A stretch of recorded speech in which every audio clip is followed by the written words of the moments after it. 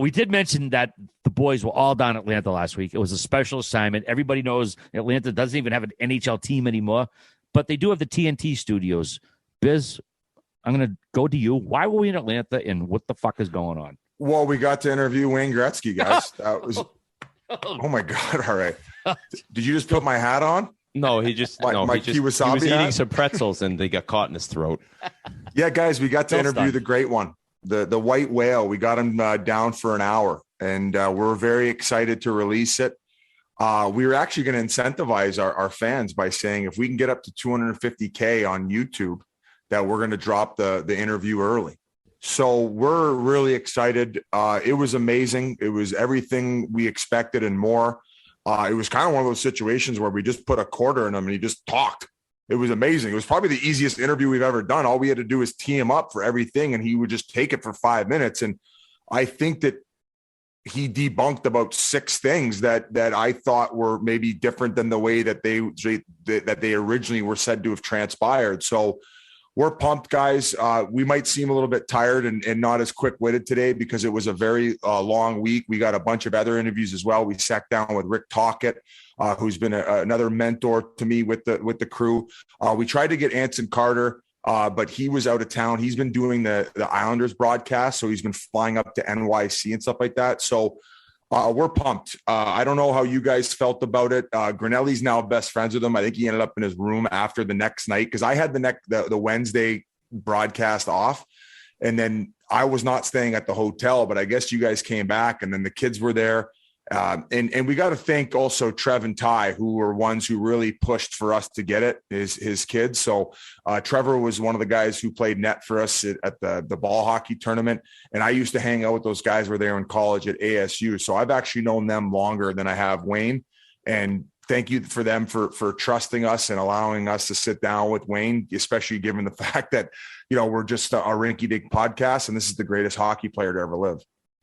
We also did a deep dive, Rick Tocchet and I, into why he blocked RA on Twitter.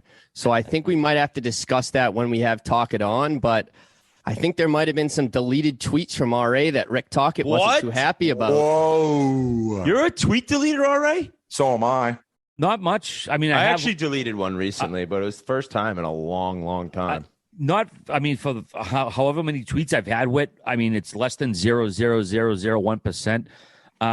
We could look it up, G. We could pull up the history and if there's a blank thing there.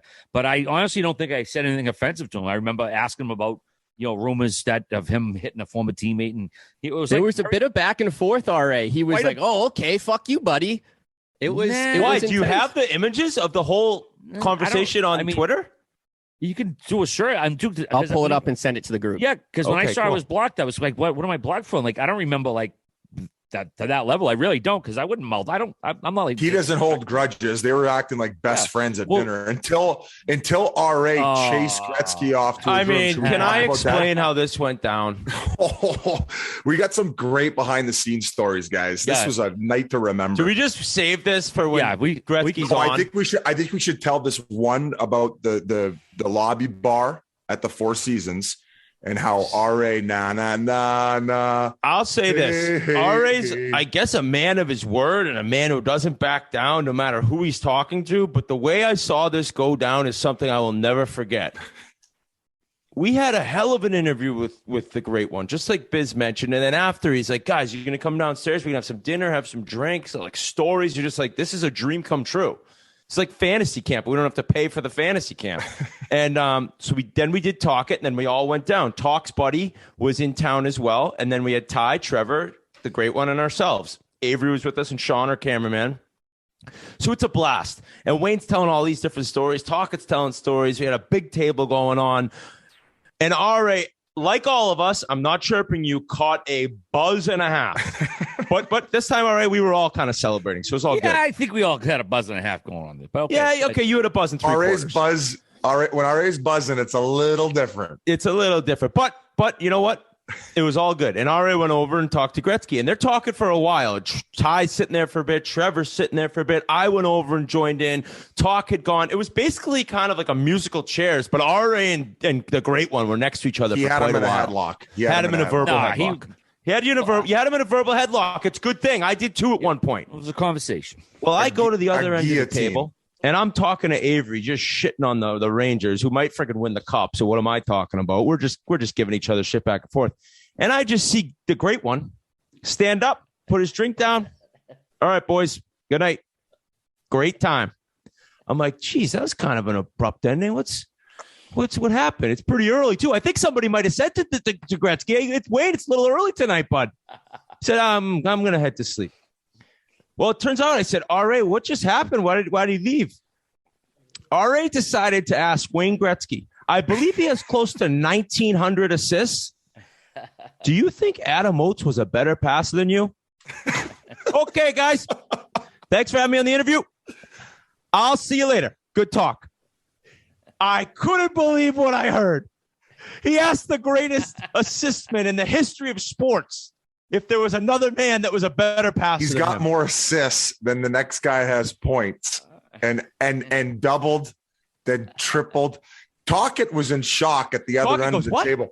I think Tocchet was going to walk over like Will Smith at one point, and we had to fucking calm him down. No, Tocchet goes, we're trying to have R.A. explain the take, and R.A.'s like, I've long said Adam Oates is the greatest passer I've ever seen, you fucking knuckleheads.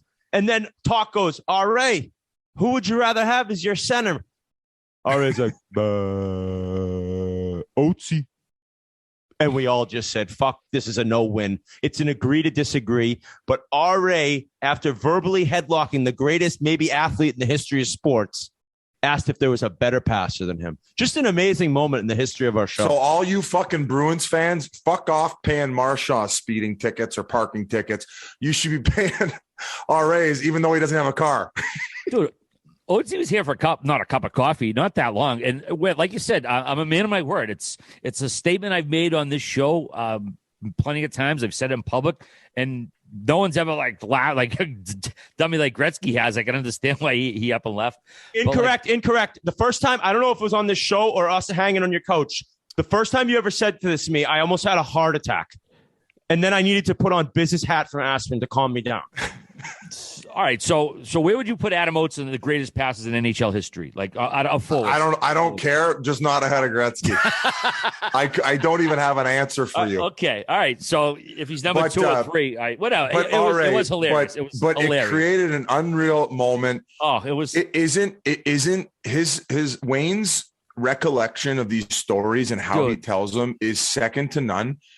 No wonder these fucking people pay to go to these fantasy camps. I should be paying to be on the TNT broadcast, for crying out loud. And one thing I want to mention, guys, and I said it right before the interview starts, and I think that we don't want to give too much more away and we can move on, and then we'll drop it when we get 250K YouTube subscribers, is I don't get the opportunity with TNT if not for you guys starting the podcast and bringing me on. And it's kind of came full circle. So obviously a massive thank you to you guys and also our fans, guys. Like the more people that listen, obviously people catch wind of, okay, yeah, I'll do that podcast. And I know I joked earlier about being a rinky-dink podcast, but the fans ultimately have made it what it is. And we love you guys and we thank you. And, all we try to do is continue to work hard in order to provide you guys more, more fun things to do while you're either at work, at the gym, in your spare time. And I think we all share in the love of the game. And we were very, very fortunate to get the greatest player to ever play. Come on. So can't wait for you guys to listen. As well as we mentioned, we got talk. Should we say some of the other ones or no? Should we leave it at that? No, I mean, if we already said Gretzky, we can say we had Jeremy Roenick. We already dropped Cam Jansen. JR, it was fun to, it's been quite a while. And some stuff went down after his last interview. We finally kind of discussed all that. So that was a great interview. Got into what JR has been up to. We also talked. Jordan Martinook. And Milan Hajduk, who we're dropping today. With Adrian Kempe, we did both those guys. So we got a former and a current player. Hajduk, an amazing career with the Avalanche. So it was a great trip. Obviously, getting Gretzky was the top-notch thing. And hopefully someday I meet Tiger and I can ask him if Phil's a better putter than he is. But other than that, it was phenomenal. Who had a better record with Denny's waitresses? Honestly, Phil, the scumbag Phil, with all the secrets he's got, who knows?